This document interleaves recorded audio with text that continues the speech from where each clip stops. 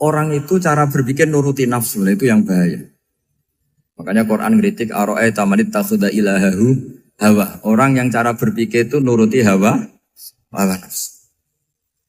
Kalau zaman Nabi, zaman sahabat, zaman ulama itu enggak seperti itu. Sehingga cara berpikir itu mudah. Makanya kata Nabi absyiru ya ma'syaral muslimin kata. Kamu harus senang ya ma'syaral muslimin. Allah sekarang buka pintu langit yang sebelumnya enggak pernah dibuka. Dan Allah yubahi bikum malaikatah. Dan Allah membanggakan kamu kepada para malaikat. Kenapa? Umatnya Muhammad, umatnya Rasulullah Muhammad SAW, itu kalau sampean kepengen mati setiap saat itu baik, itu resepnya gampang kata Nabi. Addu faridotan wantadzoru ukhra. Jadi Allah memberitahu, ya Muhammad umatmu ini luar biasa. Jadi misalnya tadi kita sholat subuh, ditanya, Bahak kamu sekarang ngapain? Nunggu sholat duhur ya. Setelah sholat duhur ditanya lagi nunggu apa asar. Sehingga faman kanat hijratuhu ila Allah wa rasulih fa hijratuhu ila Allah. Jadi kalau ya sudah ini tak ijazahkan. Kalau setelah sholat subuh nunggu apa? Duhur. Setelah duhur nunggu. Sehingga ketika kita mati itu statusnya penunggu sholat. Tapi kamu kan enggak miskin. Kenapa? Penunggu kaya. Ya itu enggak masuk surga itu. Penunggu kemapanan. Berarti kan menunggu sesuatu yang seleranya nafsu. Beda kalau penunggu sholat. Berarti kamu di dunia menunggu ritual ibadah. Maka di antara ijazahnya Nabi apa? Addu faridotan wantadzoru ukhra. Melakukan satu fardu. Kemudian kita menunggu tugas berikutnya. Jadi niati saja setelah subuh nunggu apa? Duhur. Setelah duhur, meskipun kita di perapatan, apa? Nunggu asar. Ya. Tapi ya asar betul, jangan nunggu tok pas asar ndak. Jadi sebetulnya umat ini gampang sekali. Jadi di antara kebanggaan Allah, yubahi itu Allah bangga dengan malaikatnya adalah umat ini adalah addu faridotan wantadzoru ukhra. Melakukan satu fardu, kemudian menunggu fardu yang lain. Dari mengkhidmati kampus, ingin mengkhidmati masyarakat. Dari satu masyarakat lokal Semarang menjadi sampai sekarang, sampai Banjarmasin. Unisula mau bikin kampus di sana, terus gitu. Dari satu tugas ke tugas yang lain. Makanya Islam diajarkan setelah satu tugas selesai, faida faruhtafan sok. Jadi sehingga hidup kita itu dinamis. Dari satu kebaikan menunggu kebaikan lain, dari satu kebaikan menunggu. Sehingga hidup kita ngapain? Nunggu satu kebaikan. Ini sudah masuk faman kanat hijratuhu ila Allah wa rasulih, fa hijratuhu ila Allah wa rasulih. Sehingga bayangkan kalau kita direkam Allah. Gusti kula ampun mati nak dereng sugih. Wis melarat puluhan tahun, sakit, nunggu sesuatu sing sifatnya nafsu, kepengin sugih. Sugih tok aja cukup. Tahu buruh wong sing tahu ngenyek ndekne lho, itu kan urung-urung wis dendam. Saya belum mau mati sebelum kaya dan buruhkan orang yang pernah melecehkan saya. Wis ngono akhirnya mati urung sugih. Berarti wis fakir matine hasud. Mau itu ngenes dunia akhirat kan kira-kira seperti itu. Kamu santai aja kalau fakir berarti meringankan hisab karena ada banyak harta. Yang mau dihisab papanya enggak punya apa-apa. Jadi saya mohon sekali ya, Islam itu mengawal kebahagiaan. Sebab itu sampai bahagia itu menjadi perintah Islam, qul bi fadlillah wa bi rahmatihi fa bidzalika falyafrahu. Karena dengan bahagia bi taat diharapkan orang Islam itu tidak bahagia atau cari kesenangan lewat jalur maksiat. Sehingga ciri utama wali apa? Ala inna awliya Allahi la khaufun alaihim walahum yahzanun. Sehingga ulama dulu itu rileks-rileksnya. Termasuk yang saya ceritakan tadi, Imam Ahmad, Imam Syafi'i. Itu melihat apa saja rileks. Ya tadi kalau disenangi orang ya barokah, punya kawan kebaikan. Nak dineng ya barokah dineng di gedingi tonggo rada utang, ngeranjuk tulung gitu. Jadi rileks saja. Masyhur itu Imam Syafi'i ngendikan waman asaa ilaika faqat atlakoka. Orang yang berbuat buruk sama kamu, hakikatnya adalah membebaskan kamu. Atlako itu apa? Membebaskan. Enak gak jadi hidup gitu? Kalau kamu kan enggak, kok gedeng aku salahku apa? Malah kamu ujub tuh, orang kok gak tahu salahnya. Kamu jadi suami, istrinya ngomel, kurang apa saya sebagai suami? Ya kurang banyak, enggak ganteng, enggak kaya, enggak ini. Malah kalau diterangkan malah parah toh. Ya sudah rileks saja. Kalau dia ngomel ya tadi, alhamdulillah dapat pahala tanpa apa? Biaya. Terus ngomel kan butuh energi, paling yang tidak kuat 3 jam. Nanti juga berhenti apa? Terus ambil nilai positifnya. Misalnya ngomel sama suaminya, bagus lah. Kalau ngomel sama tetangga malah kayak apa gitu aja udah. Jadi ulama dulu itu gampang sekali melihat melihat hidup. Rasulullah ya gitu, melihat hidup tuh gampang saja. Ketika tanya, ya Aisyah apa ada sarapan? Tidak ada ya Rasulullah, ya sudah saya tak puasa. Jadi enteng saja. Kadang-kadang beliau ingin puasa, ya puasa sunat, ada sarapan nggak jadi puasa. Rileks. Nabi itu rileks. Kalau ngajari kebaikan juga rileks. Nah sekarang itu banyak orang yang karena mungkin kurang baca, Islam itu kayak menjadi aturan yang bengis, yang repot, yang mengekang. Itu tidak seperti itu. Yuridu wa bikumul yusra wala yuridu bikumul usra. Allah menghendaki agama ini mudah. Sehingga ada sahabat di Imami Mu'ad itu baca Baqarah. Sahabat ini pekerja petani. Mufarokoh ditinggal. Ketika Mu'ad lapor, ya Rasulullah ini ada orang munafik. Tengah-tengah sholat mufarokoh saya ditinggal. Yang disalahin itu tidak yang tinggal tapi Mu'ad. Afattanun anta ya Mu'ad. Kami itu tukang fitnah. Masa ngimami petani pakai surat Baqarah? Jadi yang disalahkan ini imamnya. Kalau kamu jadi imam, sholatnya ya yang cepat. Makanya terus banyak orang kecepatan karena tadi. Jadi Nabi itu enteng sekali. Jadi apa ya? Nabi itu beda dengan yang kita bayangkan beda. Nabi pernah ngaji di masjid, kemudian ada tetangga lewat pakai cangkul ke kebun. Semua sahabat gerutu. Ini orang tidak benar. Ada Nabi ngaji ditinggal saja ke kebun, tidak ikut ngaji. Jawabannya Nabi tidak. Itu bagus itu ikut sunnah saya. Kenapa ya Rasulullah? Dia kerjanya nyari halal. Dan untuk menghidupi keluarganya itu juga ajaran saya.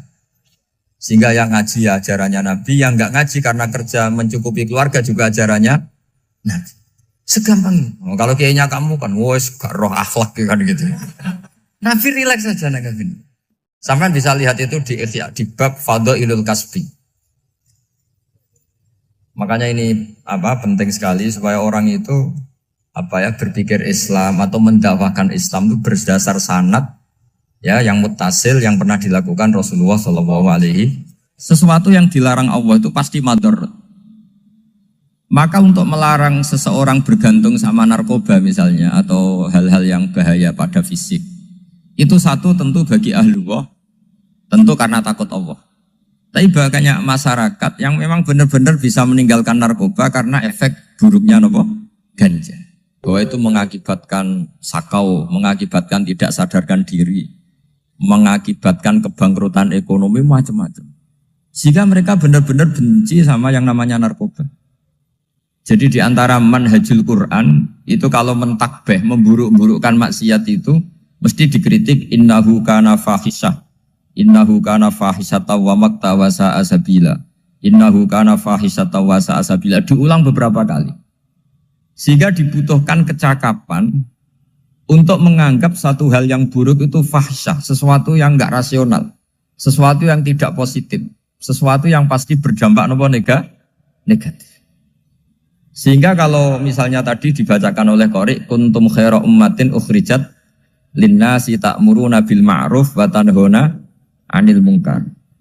Untuk berhenti dari kemungkaran itu satu takbihun litilkal munkar atau litilkal mungkarat, bahwa mungkarat itu kita cap, kita stigmasi bahwa itu buruk sekali.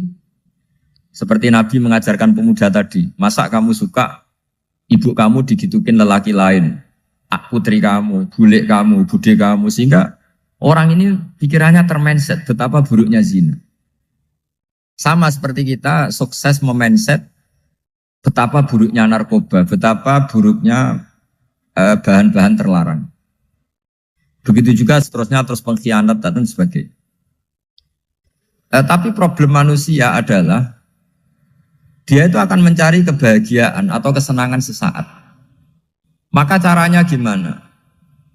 Keinginan senang lewat maksiat ini dilawan dengan nyaman dengan taat. Saya ulang lagi, nyaman dengan taat.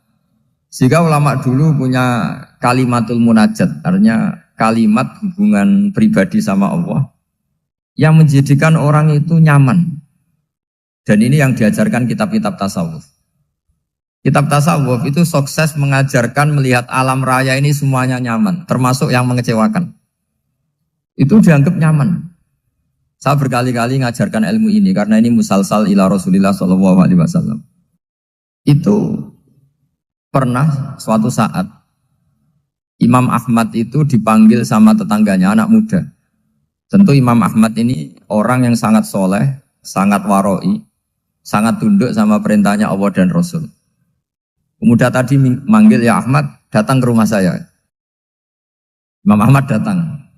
Setelah sampai ke pemuda tadi, sudah pulang lagi, saya tidak butuh kamu. Pulang lagi. Setelah sampai rumah dipanggil lagi, ya Ahmad, datang lagi. Datang lagi. Oh, saya tidak jadi butuh, pulang lagi. Sampai 3 kali. Dan itu perangai ekspresi Imam Ahmad itu atau ulama lain yang sesoleh beliau itu nyaman, indah. Beliau tetap senyum-senyum nyaman. Beliau tidak tersinggung, tidak terprovokasi, pokoknya tidak tersinggung, kelihatan nyaman. Lama-lama pemuda ini terus tanya, ya Ahmad, kamu saya perlakukan seperti ini kok tidak tersinggung? Kamu senyum-senyum saja, happy-happy saja. Jawabnya Imam Ahmad itu unik. Wahai pemuda, saya kamu panggil itu senang sekali. Karena kata Nabi, kalau kamu iman dengan Allah dan Rasul, maka hormatilah tetangga. Jadi saya senang. Karena nuruti perintah Allah untuk menghormati tetangga. Jadi tidak ada urusannya dengan kamu. Kagetnya kayak apa? Jadi dipanggil tetangga ya senang karena melakukan perintahnya Allah dan Rasul, yaitu ikramul jar, fal yukrim jaroh. Disuruh pulang, kamu ingin saya pulang, ya saya pulang.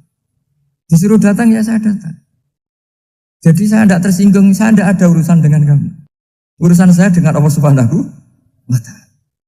Itu kalau bapak-bapak istrinya ngomel terus sabar itu ya bagus.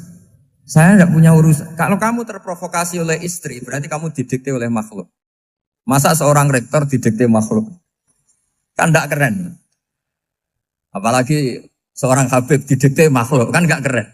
Yang bisa mendikte kita hanya Allah Subhanahu wa Ta'ala. Dan Allah mendikte kita, mengajarkan kita wa ashiruhunna bil ma'ruf fa in karihtuhunna fa asa an takrahu shay'an wa yaj'alallahu fi khairan katsira. Jadi cara melihat istri kita bawel gitu atau cerewet, alhamdulillah ini ada pahala tanpa modal, cukup sabar. Kalau istri kamu sedang mesra, malah mintanya ke mall, malah biayanya tinggi. Murah mana dapat pahala dimarahin sama saat mesra minta ke mall? Milih yang pertama kan? Nah ya itu tidak usah modal. Ya gitu aja. Jadi kalau istri sedang marah, bawel, anggap saja ini rezeki. Dapat pahala tanpa apa? Biaya. Nah, kalau pas rukun malah nantang ke mall, biayanya malah tinggi. Jadi ulama dulu itu melihat dunia itu happy. Pernah Imam Syafi'i dikasih tahu, orang yang tadi nyium tangan kamu ya, itu di rumah menghujat Anda. Jadi dia sopan hanya di depan Anda, kalau di luar menghujat Anda. Jawabnya Imam Syafi'i lucu. Ya baguslah. Yang cerita ini kaget. Kenapa bagus ya Aba Abdillah? Kalau manggil Imam Syafi'i ya Aba Abdillah. Ya berarti saya masih wibawa, di depan saya tidak berani katanya. Jadi dipandang enteng saja. Jadi kalau kamu di depan kamu istri kamu tidak berani belanja, tidak ada kamu belanja banyak, anggap saja Anda wibawa. Jadi enteng saja. Pernah Imam Syafi'i dikasih tahu, separuh dari kampung Anda itu gak suka kamu. Ya bagus lah. Kenapa? Oh nak rukun malah bakal utang katanya gitu. Kira-kira yang utang itu yang rukun apa yang neng-nengan? Yang rukun. Jadi enteng saja. Masyhur itu makalahnya Imam Syafi'i. Waman asa'a ilaika faqad atlaqaka. Orang yang berbuat buruk sama kamu berarti membebaskan kamu. Kalau saya sedang nenengan sama Habib Hasan Toha Putra, beliau naik Alphard gak nawarin saya sah karena baru nenengan. Tapi kalau sedang rukun malah harus repot mana? Rukun sama ndak rukun? Repot rukun sebetulnya. Jadi Imam Syafi'i itu happy saja. Kalau sedang rukun sama tetangga ya dianggap rukun itu satu kenikmatan. Sedang nggak rukun ya dianggap satu kenikmatan. Jadi orang dulu itu serilek itu melihat dunia. Kalau kita kan enggak, ego. Wah saya ini suami kok dimarahin istri. Wah ini egonya bangkit. Padahal egonya bangkit itu ada kebodohan di situ. Yaitu seorang rektor didikte seorang istri, seorang makhluk. Apalagi kalau Anda daftar wali itu tidak akan jadi wali. Ini wali kok tunduk sama makhluk. Karena didikte apa? Makhluk. Maka Imam Ahmad ketika tetangganya bully gitu ya santai saja, beliau happy. Ketika pemuda tadi eskal janggal, kenapa kamu gak tersinggung ya Ahmad? Memangnya saya harus tersinggung gimana? Kan tak panggil tidak jadi, tak panggil tidak jadi. Hei pemuda, saya ini tidak punya urusan dengan kamu. Saya nuruti kamu karena perintahnya. Saya senang melakukan perintah Allah, harus berbaik sama kamu. Sampai 3 kali. Ajarkan Muhammad atau katakan Muhammad pada umatmu. Sebaiknya atau seharusnya mereka hanya gembira dengan melihat fadlnya Allah dan rahmatnya Allah. Ini harus kita pahami mulai dari konstruksi yang paling pokok, yaitu akidah. 2 ahwal. Ahwal itu 1 perilaku sosial. 3 mutammimat, sesuatu yang tidak pokok, tapi kita butuhkan dalam mengawal hidup ini. Saya beri contoh, itu sampai maksiat, itu karena cari kesenangan. Misalnya baru penat itu, ingin seneng, ada orang yang macam-macam lah, ingin melihat maksiat, apa itu pornografi, apa nyabu, apa macam-macam. Itu sebetulnya agama punya konsep yang luar biasa, yaitu seharusnya seseorang itu gembira. Gembira dengan ketaatan. Lalu pertanyaannya caranya gembira gimana? Gembira itu mudah. Jadi misalnya kamu sujud sama Allah Subhanahu wa taala. Terus cara berpikir begini. Ini sekaligus ijazah. Cara berpikir begini.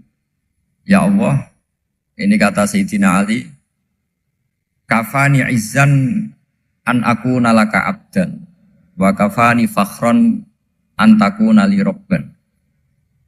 Ya Allah, betapa sialnya saya andaikan saya jadi budak dari makhluk yang sama.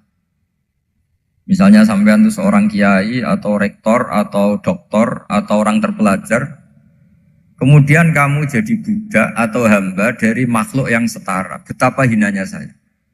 Maka kata Sayyidina Ali, ya Allah saya ini cukup bahagia, cukup bangga karena jadi budak, jadi hamba dari zat yang super atau yang maha super. Jadi kok Allah Subhanahu wa ta'ala.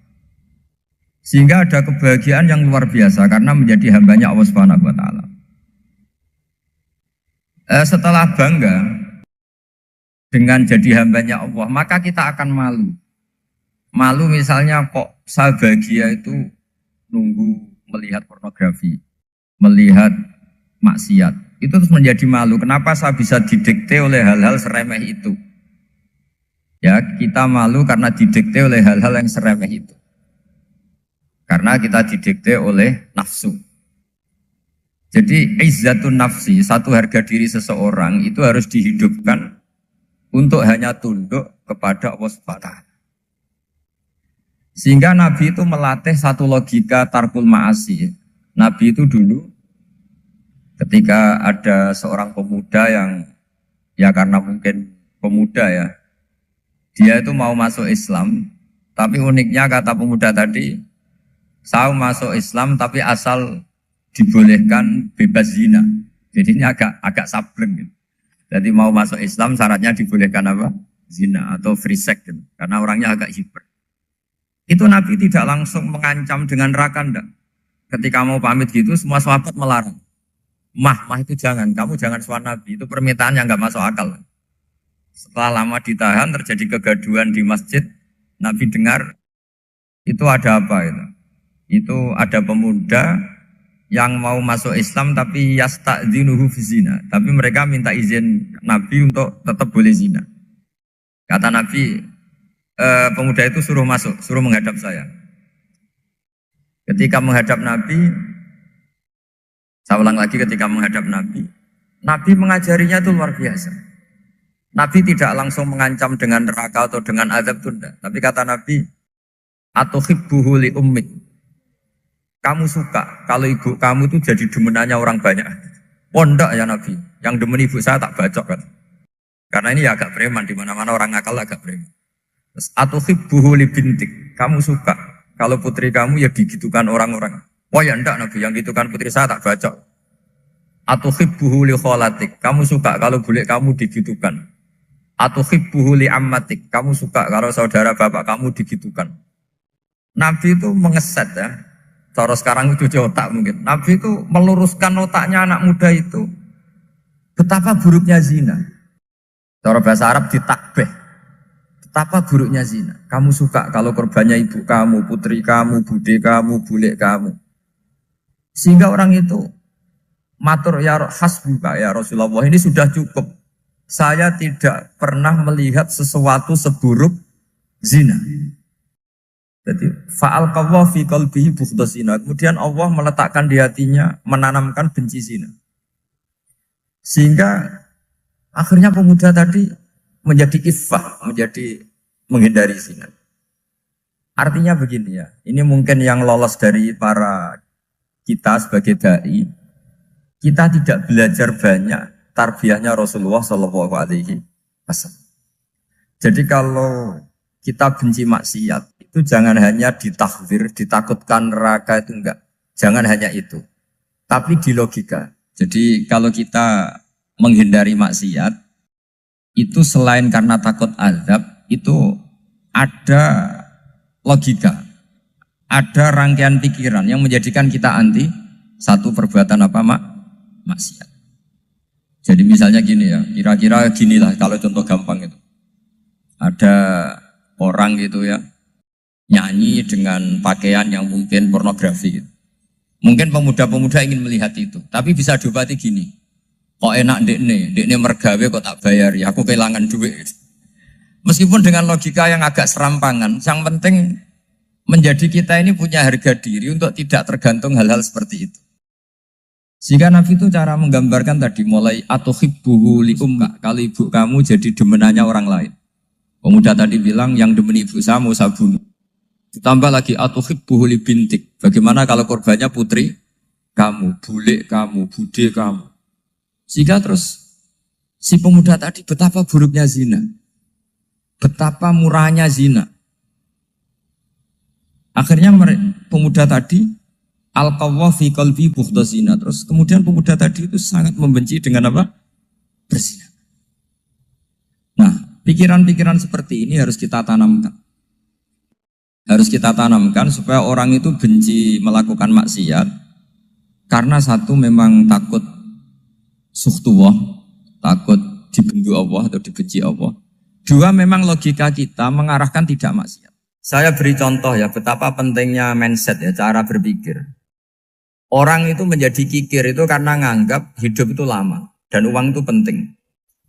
Kalau zaman Nabi itu sederhana kalau melihat hidup ini. Pernah suatu saat Nabi itu punya jatah makan karena Nabi itu hidupnya juga pas-pasan. Jadi Nabi itu unik. Beliau di satu sisi kaya raya, bisa ngurmat Abu Hurairah, Ammar, Suhaib. Ashabu Sufa itu dirawat Nabi semua. Itu kan kaya, bisa merawat sekian orang. Tapi di sisi yang lain untuk pribadinya beliau miskin. Kadang nggak bisa makan hari itu. Tapi di saat yang sama bisa merawat Ahlus Sufa. Jadi keliru kalau orang hanya cerita Nabi itu miskin, untuk makan dirinya aja susah. Itu keliru. Kelirunya kalau tidak diteruskan, tapi Nabi mampu menghidupi Ahlus Sufa. Singkat cerita jatah makannya Nabi itu dikasihkan orang ketika Nabi ditanya, ya Aisyah, makanan jatah saya di mana? Oh ya Rasulullah, tadi ada orang minta tak kasihkan, maka makanan itu habis. Apa kata Nabi? Kamu salah Aisyah. Yang kamu kasihkan itu justru yang masih. Ya yang kamu kasihkan itu justru yang masih. Sehingga Nabi menganggap, makanya Nabi terus ngendikan. Ya kalau mukhatabnya lelaki ya kira-kira begini. Wahallaka min malika illa ma akalta fa'afnaita walabista fa'ablaita. Terus hanya watasaddaqta fa'abqaita kata Nabi. Harta kamu ya kamu makan kemudian ke WC jadi kotoran atau punya pakaian mewah nanti rusak.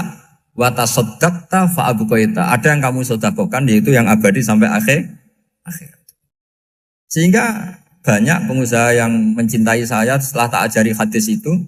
Misalnya punya uang 1 miliar karena dia spekulan atau pedagang rawan bangkrut, disedekahkan ke masjid 50 juta, yaitu yang abadi. Jadi kalau suatu saat bangkrut, dia masih punya uang 50 juta di akhirat. Jadi Nabi itu mengajari sedekah itu apa? Ya sedekah itu pengabadian uang. Kalau kita kan enggak, bilang sedekah itu nguras uang. Itu pikirannya setan, dan pikirannya orang Islam. Itu cara berpikir setan, bukan cara berpikir umat apa? Sehingga Sayyid Ali Zainal Abidin itu kalau ada orang minta, kemudian beliau ngasih, itu beliau bilang gini, marhaban biman hamala zati ilal akhirah. Matur nuwun nggih jenengan sing beto sangu kula nate. Jadi dianggap teller saja. Orang yang minta uang beliau itu dianggap tukang nyatet bank ini. Karena sudah ditabungkan. Ya sudah. Kalau kita kan enggak, wah pengemis itu ganggu gini-gini. Kecuali pengemis profesi ya mungkin kita agak-agak enak. Karena zaman akhir itu ada pengemis apa? Profesi. Jadi repot. Terus tak beri contoh lagi kebahagiaan ketika kita milih Islam moderat. Islam kita diajarkan guru-guru kita, utamanya oleh guru kita Mbah Maimun.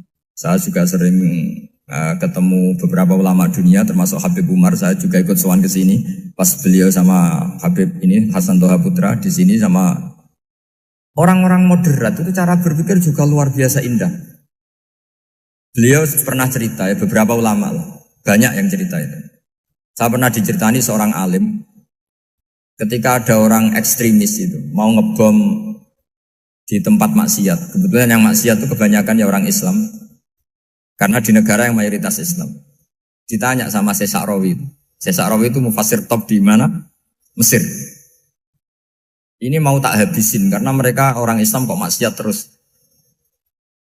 Terus ditanya sama Imam Sa'rawi, laumatu ala khini ma'asihim aina masiruhum. Kalau mereka mati dalam keadaan maksiat, mereka kemana? Ya ilanar, mereka pasti masuk neraka. Terus ditanya sama Imam Sa'rawi, wahal masiruhum ilanar muradun nabi amla. Punya umat maksiat kemudian mati masuk neraka, itu yang diinginkan Nabi apa enggak? Ya tidak aja. Ya sudah, enggak usah dibom, ditunggu tobatnya kata. Karena kalau mati dalam keadaan itu ke neraka dan itu tidak yang diinginkan Rasulullah Sallallahu Alaihi Wasallam. Terus ekstremis ini menjadi tobat, tidak berpikir ekstremis mas. Jadi orang itu harus berpikir mindset yang baik. Meskipun kadang berpikir baik itu ya agak-agak kacau. Ada seorang wali majdub itu kalau berdoa agak kacau, tapi nggak bisa dibantah. Masyhur itu doa itu. Ini sekaligus ijazah, tapi kalau sebelum wali nggak boleh. Itu datang ke makamnya Rasulullah SAW. Terus doanya itu begini. Ya Allah, sekarang terserah engkau. Ya Allah, sekarang terserah engkau. Jika saya kamu jadikan orang soleh, jika saya engkau jadikan orang soleh, maka surra habibuk, maka kekasihmu ini senang. Yang susah musuhmu yaitu setan. Tapi kalau engkau menjadikan saya orang fasik, maka yang susah kekasihmu, yang senang musuhmu. Jangan punya dua pilihan itu. Wah itu kan doa tapi kayak teror itu. Ya jadi berdoa di Raudhah. Wah itu pasti mandi itu karena agak-agak maksa Tuhan itu. Ya Allah engkau punya dua pilihan. Jika saya jadi orang soleh, maka kekasihmu ini senang. Musuhmu yang susah yaitu setan. Tapi jika saya jadi orang fasik, maka musuhmu yang senang, kekasihmu yang susah. Mohon terserah jenengan, mau menyenangkan kekasihmu, apa menyenangkan musuhmu gitu. Kira-kira gimana? Kalau tertarik boleh doa itu dipraktekkan. Tapi kayaknya kalau copy paste itu gak keren, apa? Jadi dulu orang itu muamalah sama Allah dan Rasul itu rileks. Rileks itu nyaman karena ya tadi kul bi fadlillah wa bi rahmati fa bidzalika falyafrah. Sehingga Imam Izzuddin bin Abdissalam itu ngendikan innal ladzina yarmunal muhsanatil ghafilat. Di antara kebaikannya ibu-ibu atau mbak-mbak ini harus berstatus ghafilat. Perempuan-perempuan pelupa. Ghafilat itu pelupa. Pelupa dari kenikmatan maksiat sehingga mereka dengan taat. Misalnya ada ibu-ibu atau mbak-mbak atau juga bapak-bapak tahajud, kemudian nyaman dengan tahajud itu. Kira-kira terbersit enggak ingin maksiat? Enggak kan, karena sudah nyaman dengan tahajud, dengan taat. Maka dibutuhkan kenyamanan dalam beribadah. Sebab itu ala bidzikrillahi tatmainnul qulub. Makanya saya termasuk kiai yang setiap ngaji itu happy, seneng. Karena ini untuk kampanye, seneng dengan ngaji, dengan taat itu sudah luar biasa. Kayak apa kalau mereka senengnya kalau nunggu melakukan maksiat. Jadi termasuk bentuk perlawanan kita terhadap maksiat adalah usahakan kamu tuh bahagia, senang dengan taat. Istiqnas billah, mu'anasah billah, farah billah, itmi'nan tumaknina billah. Sehingga ini mencukupkan kita tidak berkebutuhan maksiat. Meskipun kita ya manusia, pasti suatu saat atau sudah pernah maksiat. Serasa diceritakan lah, itu mesti gitu. Lah orang-orang dulu itu orang yang sukses mengelola bahagia ma'allah wa billah walillah. Jika wali-wali dulu itu jadi wali itu tidak mesti karena ibadahnya banyak, itu enggak.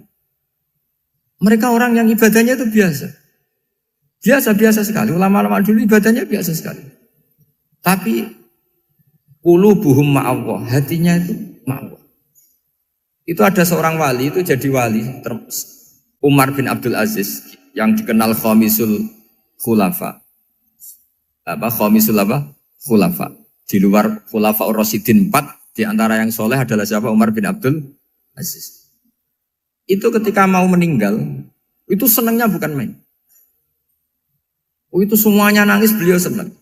Terus tanya, kenapa kamu senang? Memangnya saya kalau mati itu kemana aja? Ila khairi madhubin ilah, ke zat terbaik. Dibang urip mbek kowe bulet atau mbek arhamur rahimin kan. Yaitu Allah Subhanahu. Jalaluddin Ar-Rumi ketika mau meninggal itu muridnya nangis semua, beliau marah. Kamu harusnya pesta karena saya mau ketemu kekasih saya, malah kamu tangisi, goblok sekali kamu katanya. Jadi orang-orang dulu itu luar biasa. Karena tadi mereka tidak ingin ketemu Allah itu dianggap problem. Harus sesuatu yang membahagiakan. Makanya wali-wali itu kalau berdoa begini. Wa khairu ayyami yauman alqa fih, dan jadikan hari terbaikku adalah hari ketika saya ketemu engkau ya. Pernah dengar doa itu? Wa khairu ayyami yauman alqa fih, dan hari terbaikku adalah hari saat ketemu engkau. Aman kan enggak? Sampai mati ku wedi. Saya enggak tahu wedi dosa apa wedi Israel apa wedi malaikat siapa? Mungkar nakir. Sebenarnya enggak perlu seperti itu. Karena cara pandang Nabi itu ini bisa dipraktekkan. Kalau kamu orang baik, mati artinya apa? Ya baik. Karena husnul khotimah. Kalau kamu orang yang buruk, itu kata Nabi, anggap saja mati itu akhir dari keburukan kamu. Nah, aku urip terus, malah maksiat terus. Maka Nabi itu kalau ngajari kita berdoa gini, Allah maj'alil hayata ziyadatan li fi kulli khairin wal mauta rohatan li min kulli syarri. Ya Allah, kalau saya hidup, ya anggap saja ziyadah fi kulli khairin, berpotensi nambahi kebaikan. Kalau saya mati, anggap saja ini akhir dari segala keburukan. Maka saya berkali-kali, banyak tradisi ulama-ulama NU, ulama-ulama pesantren, ya ada hanya NU, pokoknya ulama-ulama alim, itu kalau ada orang mati, orang nakal gitu mati, ini saya gitu, itu hadirin mesti gak terima. Wapi enang itu orang wakal. Tapi dipaksa sama kiainya, saya gitu, lama-lama dipaksa. Saya gitu, padahal yang hatinya kiai, wis ra iso maksiat meneh, wis saya gitu. Karena dengan mati berarti saya sudah tidak bisa maksiat lagi. Jadi Nabi melihat hidup dan mati itu segampang itu. Kalau al-hayata ziyadatan li fi kulli khairin wal mauta rohatan li min kulli syarr. Coba kita ke depan itu kan ada potensi zina, potensi korupsi, potensi maksiat. Yang bisa menghentikan potensi itu apa coba? Mati ya, udah pinter ya. Sudah maju berani mati. Berani. Tapi jangan di sini ngel-ngelo panitia. Artinya yang selama ini kita risau dengan kematian, dengan apa? Nabi ngajari kita tadi. Allah maj'alil hayata ziyadatan li fi kulli khairin wal mauta rohatan li min kulli syarr. Ya Allah, jadikan hidup ini sebagai bekal menambah kebaikan, dan suatu saat kalau saya mati, semoga itu akhir dari segala keburukan. Jadi artinya Nabi itu ngajari kita itu positif terus. Sama seperti ulamanya tadi. Nak lagi rukun mbek tonggo ya sanggep ae kanca keapian. Nak nenengan ben ra utang ngoten. Dadi pokoknya penak terus itu. Nak bojo lagi ngamuk alhamdulillah gak ngajak blonjo. Nak pas rukun ya alhamdulillah kok lagi rukun. Jadi gampang semua. Makanya ada seorang alim itu ngendikan begini, ada yang tanya. Saya tuh dulu ketika kaya, teman saya sering main ke saya. Setelah saya miskin gak ada teman-teman yang ke saya. Dikira si Habib ini kebetulan orangnya Habib itu mendukung keluhan dia. Ternyata enggak. Si orang alim itu bilang gini, malah bagus toh gitu. Kowe wis melarat buruhe wong. Ya sudah kamu miskin buruhnya orang lain. Misalnya tukang manol di pasar atau tukang becak. Kemudian teman-teman kamu datang, malah kamu malu tuh jadi tontonan. Bagus kalau mereka lupa, pas kamu miskin gak ada yang lihat katanya. Jadi apa ya, dianggap enteng saja gitu. Akhirnya orang ini gak jadi ngeluh. Selama ini kan kita ngeluh ya, ketika miskin teman-teman gak datang. Coba kalau mereka datang pas kamu buruh bikin botol di orang lain. Mantan bos buruh, malu gak? Milih datang apa enggak? Enggak lah, sudah bener itu. Jadi ulama dulu itu makanya sering baca biar tahu solusi hidup. Jadi ulama dulu itu gampang sekali melihat kehidupan itu. Gampang sekali, indah, gampang. Kebahagiaan ini pula yang harus kita latih dalam melakukan ketaatan. Tapi memang obsesi saya terbesar atau cita-cita saya terbesar memang setiap ngaji saya ingin orang mukmin semuanya itu bahagia. Dengan bahagia itu mereka tidak neko-neko ingin mencari kebahagiaan lewat jalur apa maksiat. Sehingga dalam konstitusi ulama yang ditulis di kitab-kitab usul fikih, dan itu kitab yang saya kaji, selalu saya kaji, itu membela-bela sesuatu yang mubah itu sampai luar biasa. Karena melihat mubah itu, misalnya Anda tidur itu berstatus mubah, Anda bermain catur berstatus mubah, Anda rileks sama teman jagungan semalam dengan teman rektor atau dosen atau yayasan itu, melihatnya bukan mubah, tapi tarkul maksiyah. Misalnya saya semalaman asik musamarah itu jagungan malam sama Habib Toha Al-Munawwar. Itu awang hitungnya bukan, wah ini jagungan ngalor ngidul tidak penting tuh enggak. Malam itu bahak tidak ke dugem, tidak ke tempat maksiat. Sehingga ada ulama yang mengatakan mubah itu enggak ada. Saya ulang lagi, mubah itu enggak ada. Kan umumnya ulama bagikan wajib, ya kan, haram gitu. Terus diantaranya mubah, sunat, makruh. Ada ulama yang mengatakan mubah itu enggak ada. Kenapa? Logikanya begini, itsma min mubahin illa wa yatahaqqaqu bihi tarku haramimma. Karena ada mubah yang Anda lakukan kecuali saat itu pasti ditinggalkannya sebuah keharaman. Misalnya Anda sedang jagungan sama istri di luar, di rumah, asik di rumah semalaman. Mungkin bahas hal-hal yang ringan. Mungkin melihat sinetron atau apalah yang ringan. Tapi di situ terjadi Anda meninggalkan ke tempat-tempat maksiat. Sekarang ninggal maksiat itu wajib apa mubah? Wajib. Padahal Anda sedang melakukanmu. Nah itu dicatat oleh Allah itu tarkul haram, meninggalkan keharam. Jika masyhur dalam cerita wali-wali itu, Abu Yazid yang seperti itu ibadahnya pernah tanya, ya Allah lalu yang makomnya orang seperti saya siapa? Karena beliau semalaman ibadah terus. Sama Allah dijawab, ya yang tidur di pinggir kamu itu. Abu Yazid, loh kok bisa ya Allah? Dia kan tidur terus. Ya kan dia tidur berarti meninggalkan keharaman. Ngomong sing potongan tukang maksiat itu apik turu apik melek kira-kira. Apik turu. Timbang sama nak melek pola wis turu ae kira-kira gitu. Jadi gak usah dipaksa tahajud, dipaksa qiyamul lail itu. Iya kalau qiyamul lail. Kalau dapat informasi, kesini ikut saya terus katut kan repot. Jadi perlawanan terhadap maksiat itu sebetulnya gampang dalam Islam karena tadi nggak ada sesuatu yang mubah kecuali saat dilakukan berakibat meninggalkan keharaman. Mudah sekali. Jika banyak orang jadi wali itu karena melakukan mubah. Itu ada orang jadi wali itu karena sering makan. Ya makan biasa itu. Karena ketika makan, ya Allah, betapa doifnya saya. Katanya saya presiden, katanya saya rektor, saya kiai. Ternyata kalau nggak makan tuh lemes. Apa hebatnya makhluk yang bergantung makhluk yang lain, yaitu makanan. Nah karena seperti itu terus dia al-laja ilallah, terus dia sungkeman ning Allah. Betapa lemahnya saya. Sebab itu ketika Quran mengkritik dan dengan tanda kutip kemungkinan Tuhannya Isa bin Maryam, itu ngeritiknya sederhana Quran itu. Mal masih ibnu Maryam illar rasul qad khalas min qablihir rusul wa ummuhu siddiqah kana yaqulanit ta'am. Isa itu tidak Tuhan, wong dia makan. Kamu kebayang nggak misalnya punya Tuhan, wah tadi Tuhan mampir ke rumah saya, dia lemes. Setelah tak kasih makan sehat lagi gitu. Itu kan nggak kebayang. Tapi Tuhan marung di rumah saya, lemes tak gratisin, kayaknya tidak punya uang gitu. Setelah makan, wah gairah lagi.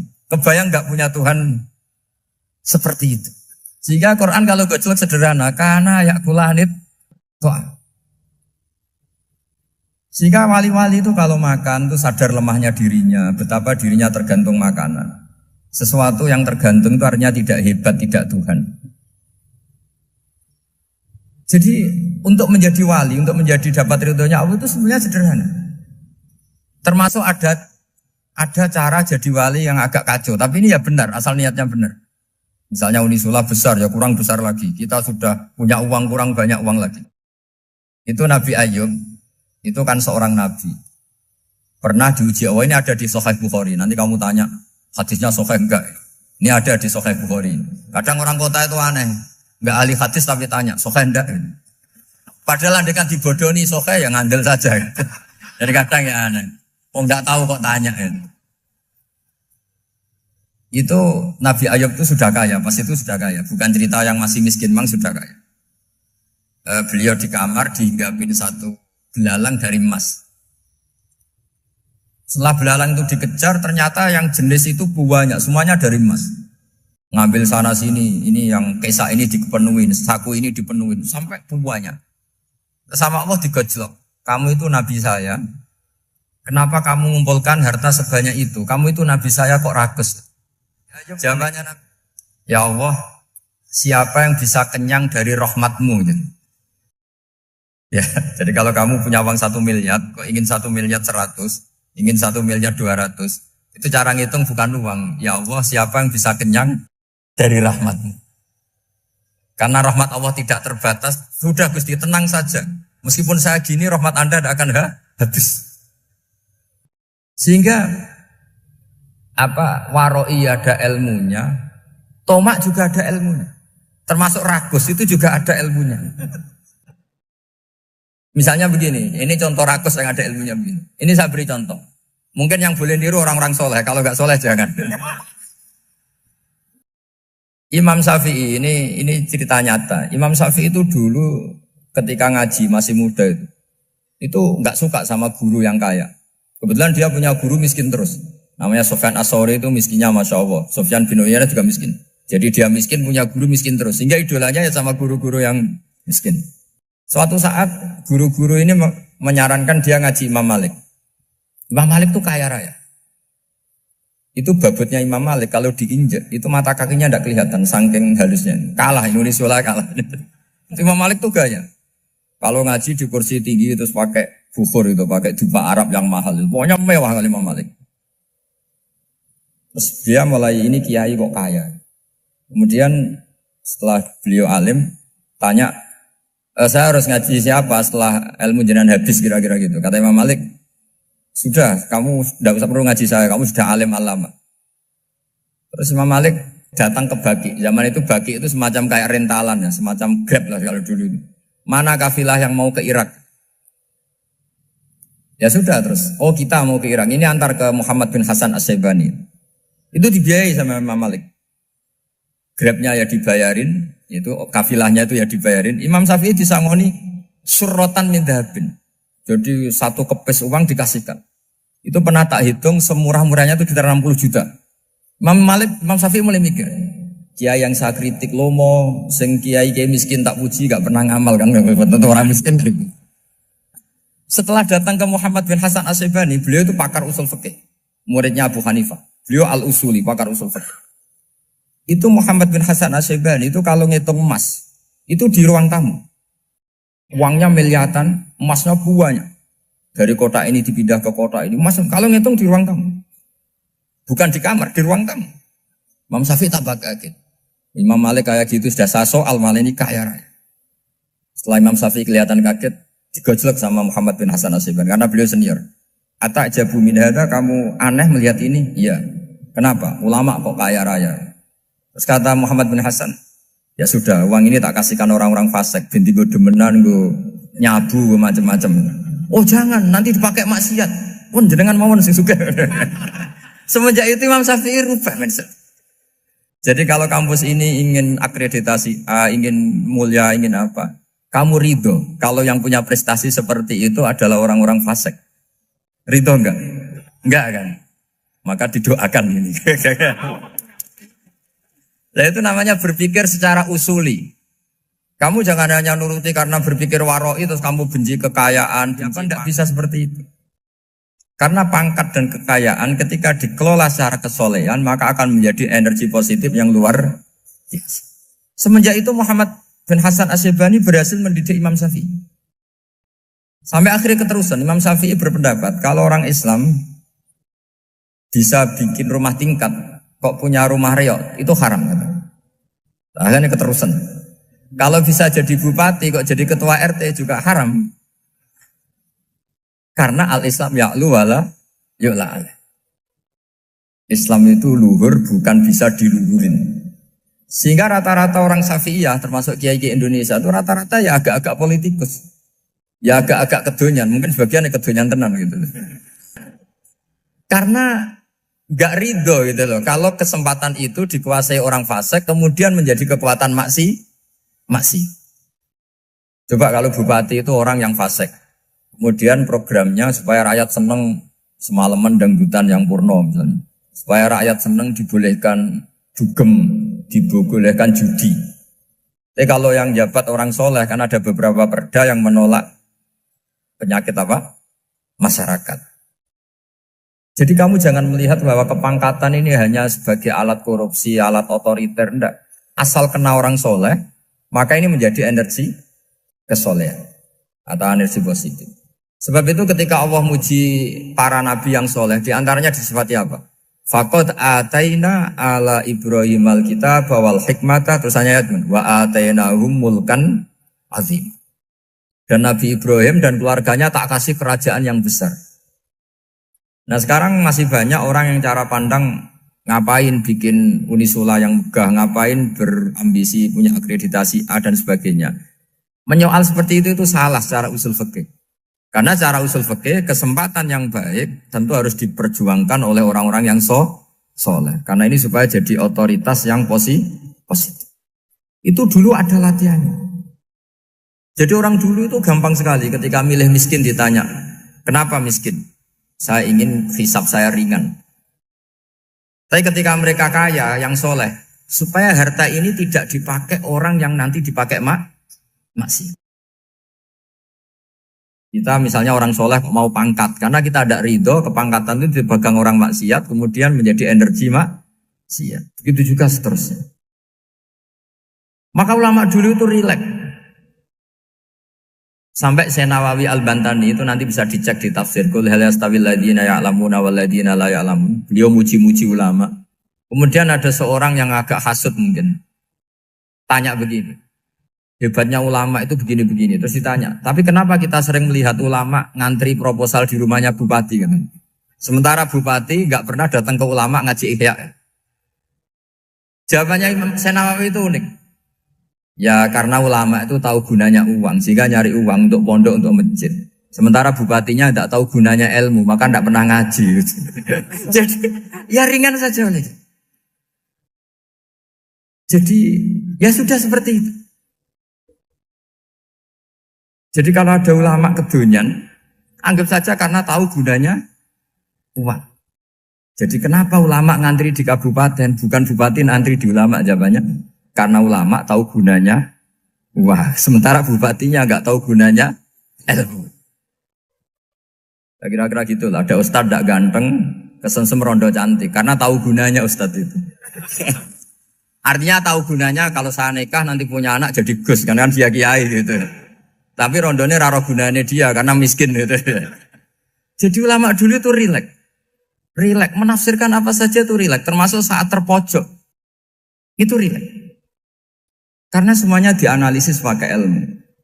Sehingga ciri utama wali itu apa? Ala inna awliya Allahi la khaufun alaihim walahum yahzanun. Enggak ada rasa takut, enggak ada rasa gampang. Karena melihat sesuatu itu gampang saja.